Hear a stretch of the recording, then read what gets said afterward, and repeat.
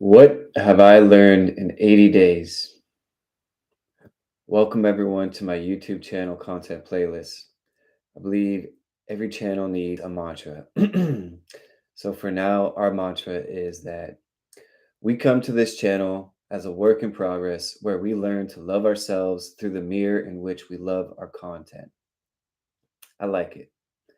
I think every video that a content creator does where they are speaking to the camera would do well to have a mantra as their intro.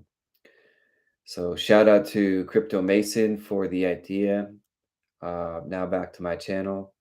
Now back to my video. It's been about 20 days since my last update for this playlist. And as some of you already know, my channel is based on four foundational focuses. The first one is the main drive. That's the wire wrapping tutorial experience. And that's what brought me here to YouTube initially. And as I began to produce those videos, I actually branched out from there and began taking notes and learning the tricks of the trade as a YouTube content creator. And I realized, like, hey, I could share this knowledge for other content creators as well. And while I'm at it, I can also share my experience as a human, as the human that I am today in this crazy world. And thus, pillars 2 and 3 were born. The fourth, and by far the strongest pillar that builds my channel's growth, is the shorts content that I create that has nothing to do with the overall objective. There is no food for thought, nothing to be learned. The sole purpose of my shorts content is to generate more views and more subscribers and achieve the YouTube monetization. And it's a bit funny to me. I could be seen as a sellout to some because of the contradictory and sometimes trash content that comes from my shorts. I agree. So if you are calling me a sellout, drop a comment and tell me how you feel, and let me tell you that I agree with you. I just don't feel bad about it. I've gotten off track, and here we are today to go over the updates of what brings success to my channel. As I said before in the last update, it was 20 years ago. Since then, YouTube itself has changed. There's been a change of CEOs, and it has greatly impacted the way that we do things as content creators. The new guy is invested in his claim that he will crack down on content censorship. My channel immediately suffered. There was even a whole day that my channel went by without getting a single new subscriber, and that hurt. But let me tell you something. The human spirit is resilient. I just had to make the appropriate adjustments. And there's a theory that humans' dominant trait on this planet is the adaptability. So that when it comes down to it, it's YouTube Darwinism.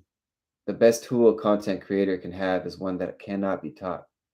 I could see I could see that as this new CEO settles in, more and more changes will be implemented gradually over time. And it will mean sink or swim with the content creator's willingness to adapt. Now that I have addressed the main reason for why some channels thrive while others die, let me touch back on the subject of shorts. As I mentioned earlier, the portion of my channel dedicated to shorts content is worthwhile to me, not because it is something that I'm passionate about, but simply because shorts contents puts my channel on the map, gives it that steroids growth. If I am being completely honest, I do hope to achieve a following one day large enough that I won't have to rely on shorts content at all. I do recognize the potential risk here. If 90% of my subscribers are engaged because they like my shorts content, but aren't interested in any other form of content that I'm producing, then I could lose many views as a cost of discontinuing the shorts. So, my advice to new creators just beginning their journey with content creation in their channels would be to find a way to incorporate the shorts into the main genre of content. Otherwise, you could come off as inauthentic, like what I will have to one day be forced to face the consequences with. In my last video, I expressed the value of utilizing ChatGPT, and for a while, it seemed to be working well. And this was kind of hand in hand with the timing of the new CEO as well. Just for matter of fact. Um, but as chat became more mainstream, I noticed a change. I began experimenting without using it and saw that wasn't much difference in the numbers.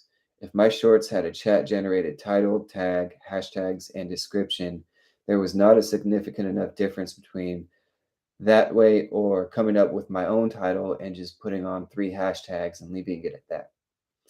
In the end, ChatGPT took more effort to produce the same outcome, and it was no longer convenient. I think out I think outside of shorts, like forming wire wrapping videos, I may still use chat for generating an in-depth video description, but other than that, I no longer find value in it. Beyond the Beyond the YouTube Studio, which if you haven't looked into, I highly recommend for a number of reasons. I found that using Google Trends and toggling through the search parameters and switching from Google Trends to YouTube Trends has been really helpful for me in understanding what topics are trending in order to incorporate those topics into my shorts content. Well, that's all I have for today. Thanks for tuning in. Good luck with your channel, and drop a comment with what part of today's video you found the most helpful, or tell me what you would like to know in the next video that I produce.